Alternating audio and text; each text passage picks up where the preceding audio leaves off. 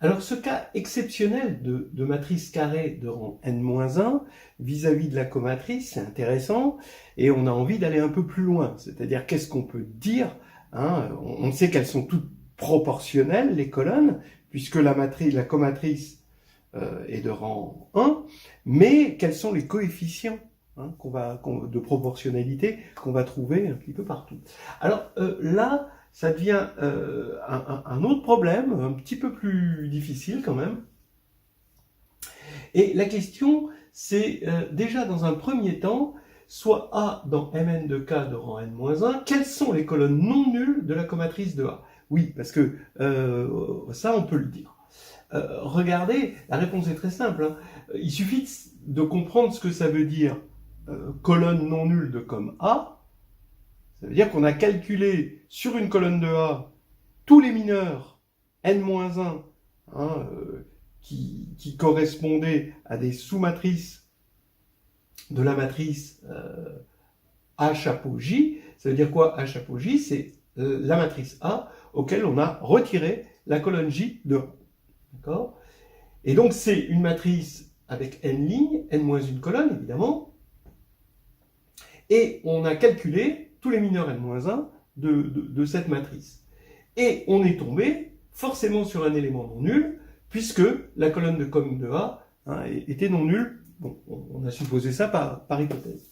Eh bien, comme cette colonne est non nulle, ça veut dire forcément qu'il existe un mineur de cette matrice de rang n-1. Donc c'est toujours par le critère du rang d'une matrice qu'on a vu tout à l'heure. Et inversement, s'il existe un mineur de rang n-1, donc si le rang est égal à n-1, alors on va avoir ici un mineur non nul, donc la colonne aura au moins un élément non nul. Donc voilà la réponse. Donc ça veut dire, en gros, que les colonnes, ici on a A, qui est de rang n-1, d'après le théorème de la base extraite, il existe n-1 colonne de A qui engendre l'image de A, et donc qui forme une base de l'image de A, eh bien, les colonnes non nulles de com de A correspondent aux colonnes de A, telles que, si on les enlève, on continue à avoir une base de l'image de A. Voilà, en gros, le truc. Bon, maintenant, on peut même préciser les choses. Si on fixe une colonne J non nulle de com de A, donc ça veut dire une colonne de A, finalement, telle que, quand on regarde les autres, elles engendrent im de A. La question, c'est pourquoi a-t-on CJ qui peut s'écrire en fonction des autres colonnes CI? Ah oui, forcément, puisque CJ est dans im de A, et que, comme la colonne est non nulle, ce qu'on vient de voir, c'est que les autres colonnes CI forment une base, donc de im de A, donc CJ s'écrit, comme combinaison linéaire, des CI I différents de J. Voilà, dans la matrice A. Bon, donc maintenant on va garder ces alpha IJ, et on demande de calculer com de A en fonction de CJ com de A. Alors effectivement, c'est pas bête comme question. CJ com de A est non nul. D'accord? Bon, par hypothèse. Et com de A est de rang 1, d'après ce qu'on a vu tout à l'heure. Donc toutes les colonnes vont s'écrire en fonction de cette colonne-là. Quel est le coefficient de proportionnalité? Est-ce qu'on peut le calculer? Et effectivement, on peut le calculer en fonction de alpha IJ. Pourquoi? Parce que on va calculer des mineurs dans une matrice Mn n-1 dont les colonnes sont ainsi. Regardez, si on veut regarder la kème colonne de com de A, on va enlever la kème colonne de A. Et on va taper dans des mineurs de C1. Donc, quand je mets un chapeau, ça veut dire que j'ai enlevé. Donc, C1, C2, CK-1, CK+1. Donc, j'ai enlevé CK. Après, ben, évidemment, il y a ces J, je prends K différentes J, hein, évidemment, et on va jusqu'à Cn. Mais maintenant, ces J, je peux l'écrire en fonction des autres, et par multilinéarité, par le côté alterné des mineurs, donc du déterminant en fait, je vais juste obtenir alpha kj ck. Parce que les autres termes auront disparu, hein, étant donné qu'il y aura répétition. Par contre, il n'y a pas répétition avec la colonne ck, puisque ck, elle a été enlevée. Alors, là, maintenant, on va encore utiliser la multilinéarité pour passer le alpha kj ici. Et puis, il va falloir redresser, hein, c'est des petits trucs de redressement, pour passer la colonne ck à sa place, ici. Et maintenant, comment on fait? Ben, on fait des petites transpositions. Il y a une loi des intervalles. À chaque fois qu'on a une transposition, on multiplie par moins 1. Donc, par la loi des intervalles, ça va être moins 1 k moins j moins 1 alpha kj. Et là, ici, qu'est-ce qu'on reconnaît? Ben, on reconnaît le mineur qui correspond à la comatrice, mais pour j, cette fois-ci, parce que j a été enlevé. Voilà.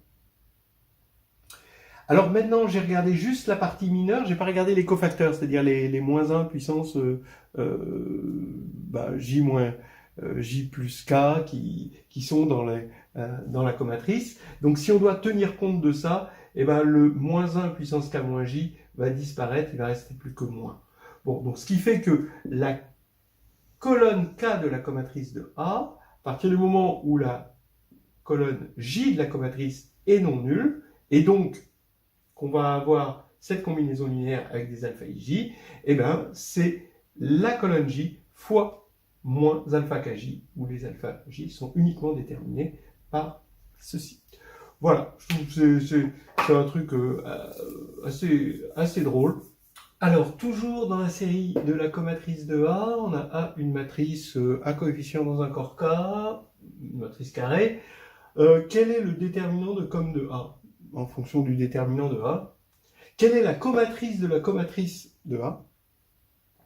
Résoudre com de A égale A. Alors, avec un n plus grand que 3, ça simplifie un petit peu les choses, sinon il y a des petites choses techniques pour n égale 2, mais après vous pouvez le faire pour n égale 2, c'est pas difficile. Ok, il faut toujours partir de la même manière, c'est-à-dire, en tout cas pour cela, déjà commencer par regarder le cas A inversible. D'accord? Et ensuite, regarder le reste. Et le cas inversible va vous donner la bonne conjecture. Donc ici, qu'est-ce qui se passe si A est inversible? Vous cherchez det de com de A, donc det de com de A transposé, puisque voilà, c'est invariant par transposé, le déterminant. Donc ça va nous donner le déterminant de det de A fois A moins 1. Alors attention, quand vous sortez det de A, faut pas oublier que ça c'est homogène de degré n, donc ici ça devient det de A puissance n fois det de A moins 1, donc det de A puissance n moins 1, parce que le moins 1 il sort.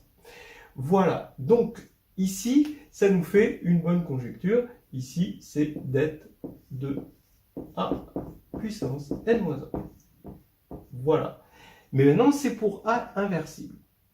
Alors, on pourrait dire, ben maintenant, qu'est-ce qui se passe pour le cas A non inversible?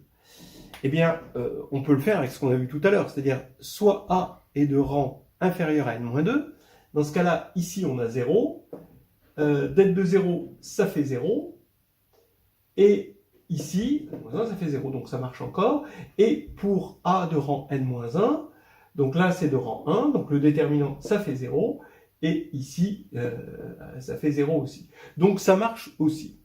Alors, maintenant, il y a aussi un autre type d'argument que j'aime bien, qui permet de ne pas faire de cas par cas. Alors, bien sûr, hein, il est tellement général cet argument que même si ici on peut s'en passer, je préfère vous le donner. Donc, sur C, le fait que ce soit inversible, ça, d'accord, c'est une identité polynomiale. Il faut bien comprendre que ça, c'est un polynôme, ça, c'est un polynôme en les coefficients de A, et ça, c'est un polynôme en les coefficients de A. Donc, on a un certain polynôme qui est nul, la différence des deux, sur tout A inversible. Et ce polynôme, il est bien fixé. Donc, ce polynôme étant nul sur A inversible, on sait que GLN de C est dense dans la même de C, donc par densité, ça va être nul partout. Donc on n'a même pas besoin de regarder les autres cas quand on est sur C. Alors vous allez me dire, d'accord, maintenant comment passer de C à K? Alors là, bon, moi je trouve ça un argument magnifique. On regarde ce polynôme, d'accord, cette différence des deux, comme un polynôme à coefficient dans Z, à indéterminé x1 jusqu'à xnn, d'accord? Vous voyez ce polynôme, mais appliqué au coefficient complexe, ici, de L. Mais ce polynôme-là, étant donné qu'on est sur un corps infini, à partir du moment où P s'annule en tant que fonction sur C puissance n2, eh ben, il est nul en tant que polynôme.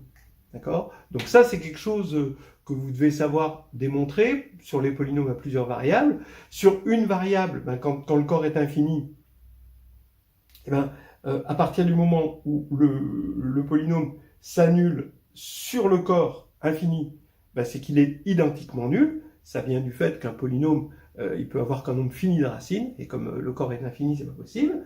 Donc ça, c'est clair. Et ensuite, vous faites une récurrence à chaque fois sur le nombre de variables, mais en prenant pour anneau de base l'anneau qui va rester. Donc ça, c'est une petite récurrence, c'est un truc assez classique.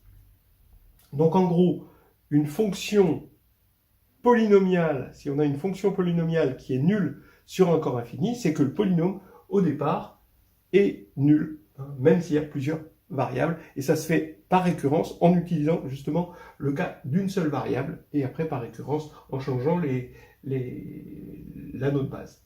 Alors, maintenant, ici, P est nul, et à partir du moment où le polynôme est identiquement nul, comme c'est le même polynôme pour tous les corps, eh ben, c'est vrai pour tout corps. Voilà. Donc ça, c'est assez magnifique, ce truc-là.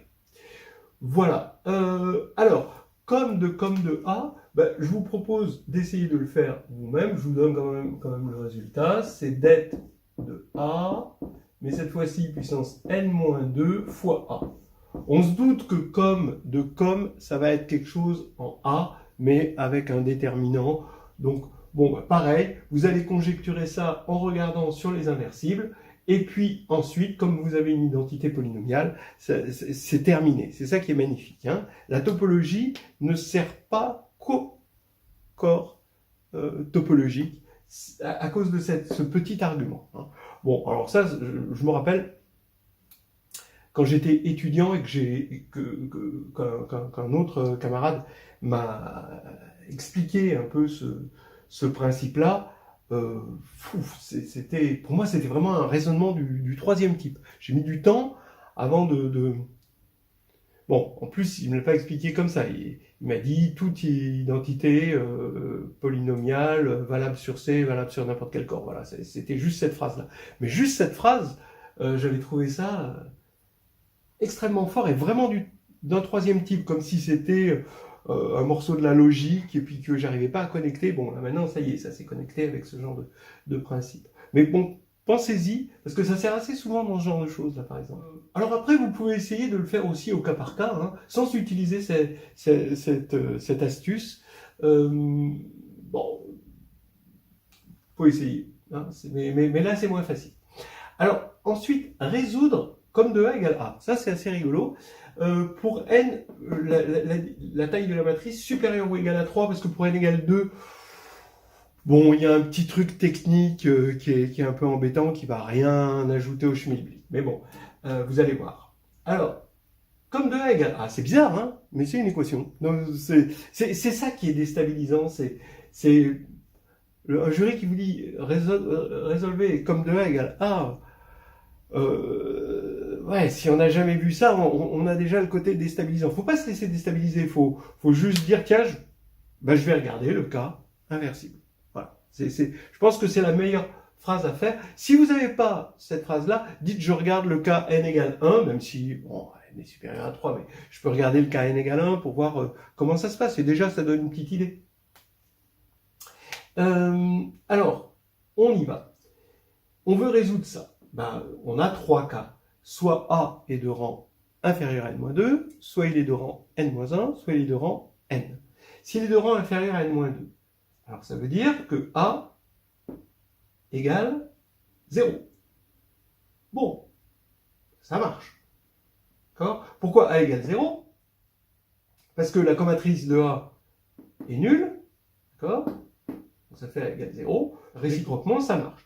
Donc déjà, vous pouvez dire 0 et solution. Déjà en regardant ça, vous dites, bah, tiens, 0 et solution. C'est déjà une amorce de discussion avec le jury. Hein. Faut amorcer la discussion. Hein. C'est une prise d'otage, hein, cet oral. Hein. Faut d'abord négocier les enfants, les femmes, les vieillards, tout ça.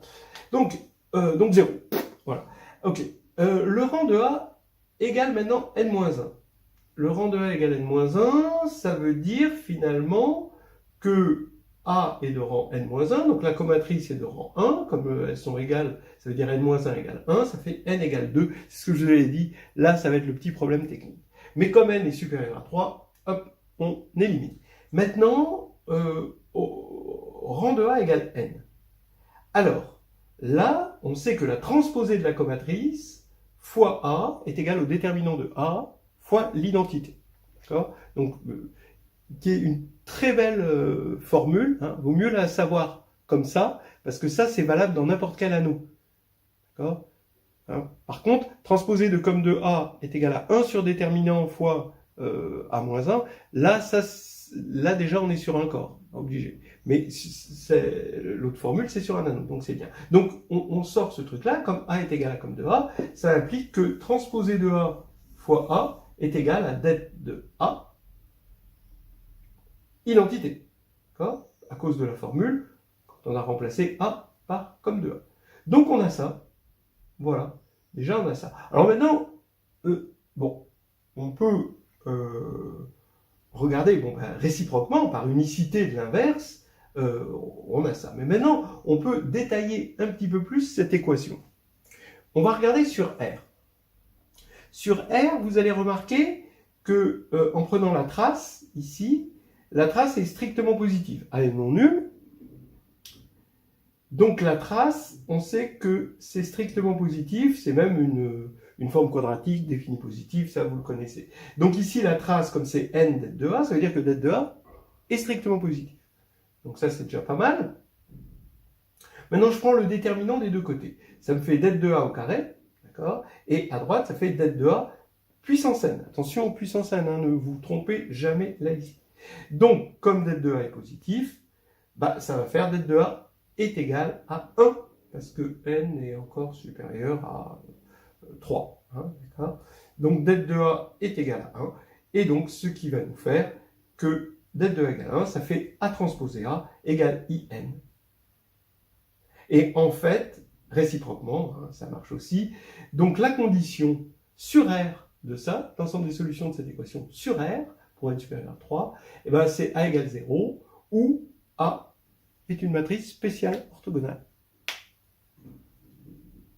Pour n égale 2, c'est presque ça, ça va être A égale 0, où A est proportionnel à une matrice spéciale orthogonale, quelque chose comme ça, ou positivement non proportionnel à une matrice spéciale orthogonale. Voilà.